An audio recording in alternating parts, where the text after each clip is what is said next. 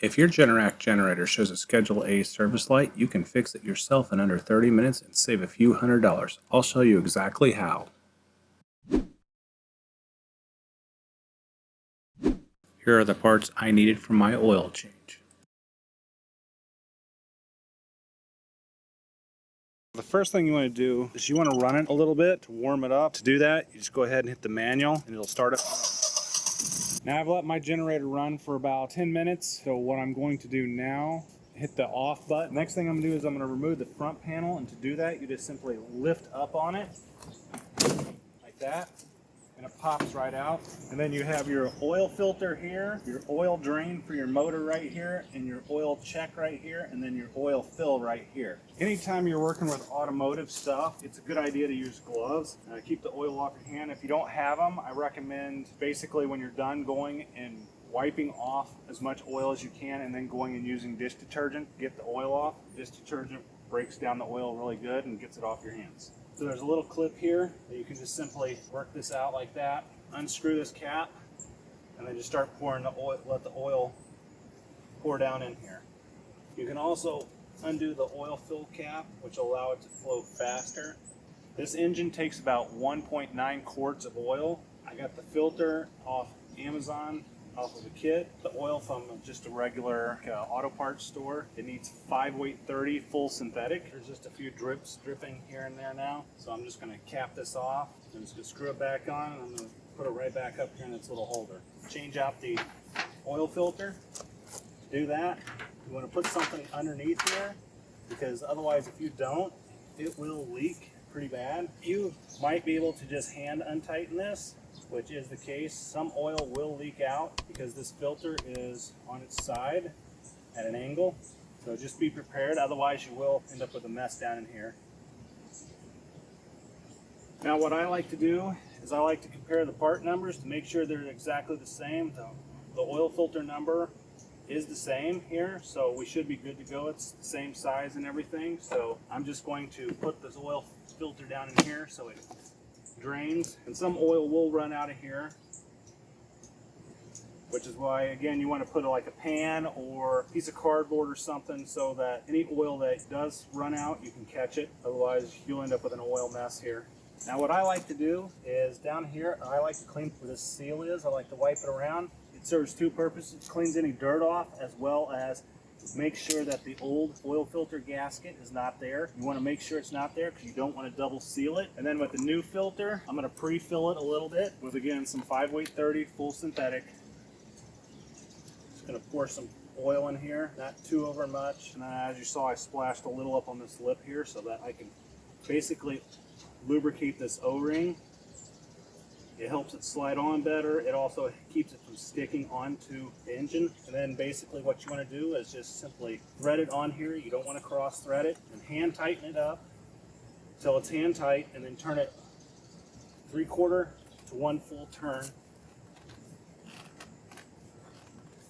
further. And we'll make sure that there's no oil or anything leaking once we test it. Go ahead and pour this all in here. I'll make sure I don't pour it too fast because I don't want it to overflow. Specifications for your generator may be different.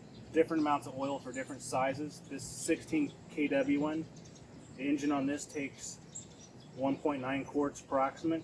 Be sure to look at your owner's manual to make sure you're putting the correct oil in it, because the last thing you want to do is put the wrong oil in it and have your engine fail. You don't want to overfill it.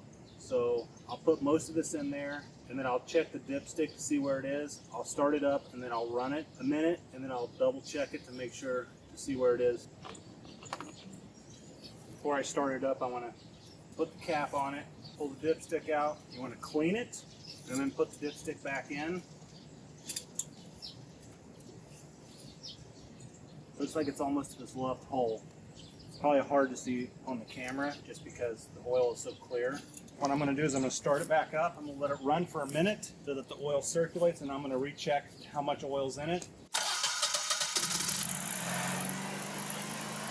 So after now letting it run a minute, shutting it off and letting it set a minute, that's to let the oil kind of settle back down. I'm just going to recheck the oil the same way we did before. Pull the dipstick out, wipe it off, put the dipstick back in. then pull it out and look to see where it is, and it is right at that left circle right here on the dipstick. So we are good to go.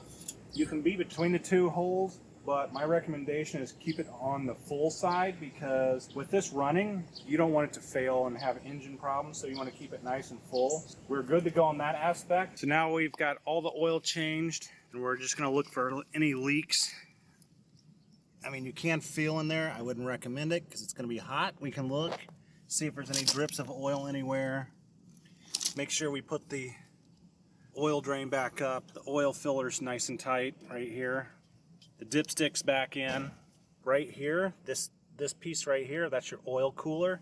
It helps cool the oil, prolongs its life. So once you're done changing that oil, you make sure everything's fine. Last thing you want to do is switch it from off back to auto, and make sure your breaker's on. So it's still in service mode, so what we'll do is we'll go in here and we'll reset the service. And we're just gonna say, yes, we performed the service. Should get rid of the amber. See, now it's in red because it's in off state, which corresponds with the off.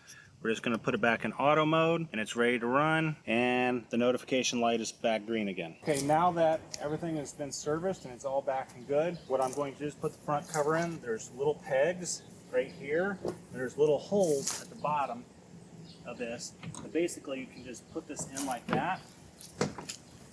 The easiest way I found is put them in, just pull it up just a little bit, and lock the side pegs down into the side. You can save a lot of money by changing it yourself because it's pretty quick, it's pretty simple, and it doesn't take a lot of know-how to do. Just some simple tools, pretty much it. Hey, if you got value out of this video of me servicing this Generac generator and changing the oil and the oil filter, go ahead and hit that like button down below, and don't forget to subscribe for more videos on how-tos as well as woodworking. Thanks a lot for watching. So if you're wondering what to do with this oil after you've changed your oil, a lot of auto parts stores will take oil. There's a limit on how much they take, but obviously this is not very much. It's only like 2 quarts. You can just take this back. Unfortunately, I cut this hole in there to drain it out, but it was too high, so I'm gonna put this oil in a different container, which I use to take it back to your auto parts store and dispose of it properly. Thank you.